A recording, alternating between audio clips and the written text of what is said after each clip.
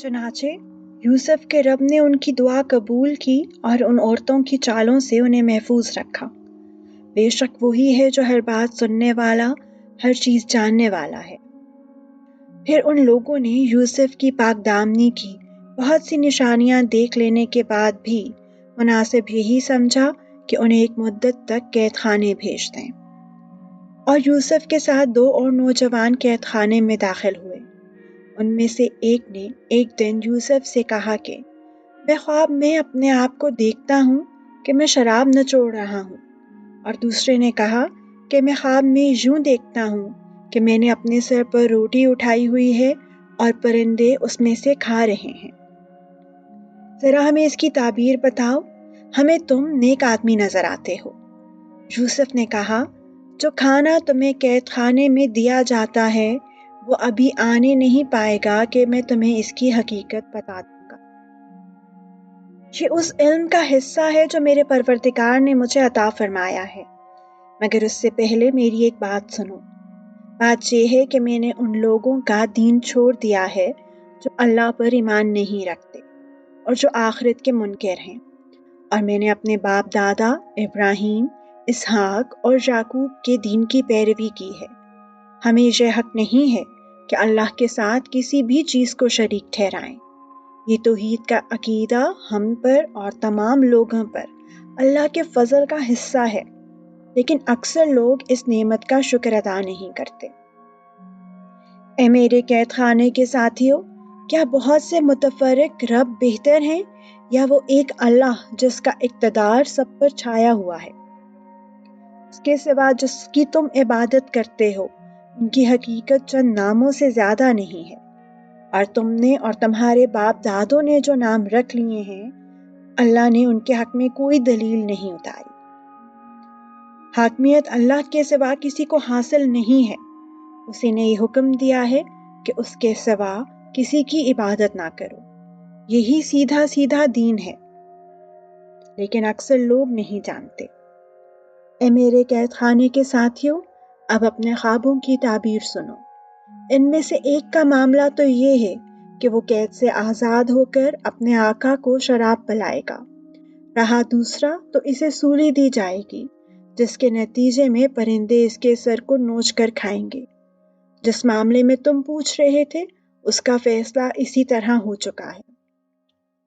और इन दोनों में से जिसके बारे में उनका गुमान था कि वो रहा हो जाएगा, उससे यूसुफ ने कहा कि अपने आका से मेरा भी तस्करा कर देना। फिर हुआ ये कि शैतान ने उसको ये बात भुला दी कि वो अपने आका से यूसुफ का तस्करा करता। चुनाचा वो कई बरस कैद खाने में रहे, और चंद साल बाद मिस्र के बादशाह ने अपने दरबारियों से कहा कि मैं ख्वाब में क्या देखता हूँ कि 7 मोटी ताज़ी गायें हैं जिन्हें 7 दुबली पतली गायें खा रही हैं। नेज़ 7 खोशे हरे भरे हैं और 7 और हैं जो सूखे हुए हैं। ऐ दरबारियों, अगर तुम ख्वाब की ताबीर दे सकते हो तो मेरे इस ख्वाब का मतलब बताओ। उन्होंने कहा कि ये परेशान किस्म के ख्यालात मालूम होते हैं और हम ख्वाबों की ताबीर के इल्म से वाकिफ ही नहीं।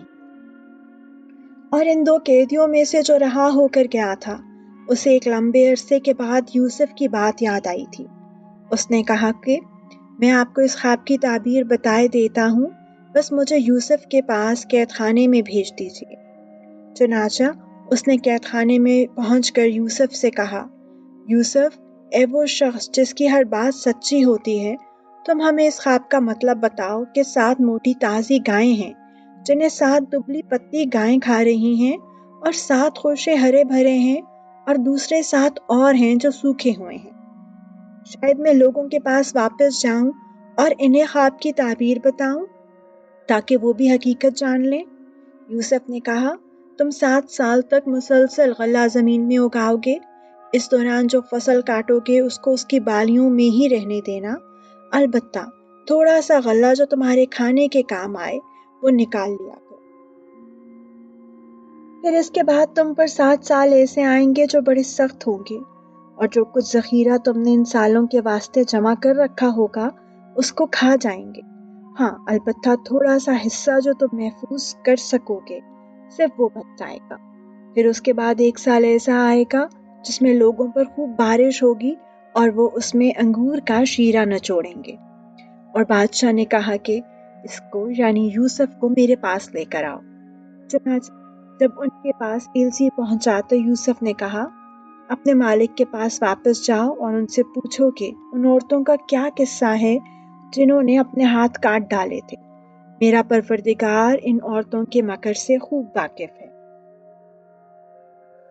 بادشاہ نے ان عورتوں کو بلا کر ان سے کہا، تمہارا کیا قصہ تھا جب تم نے یوسف کو برگلانے کی کوشش کی تھی؟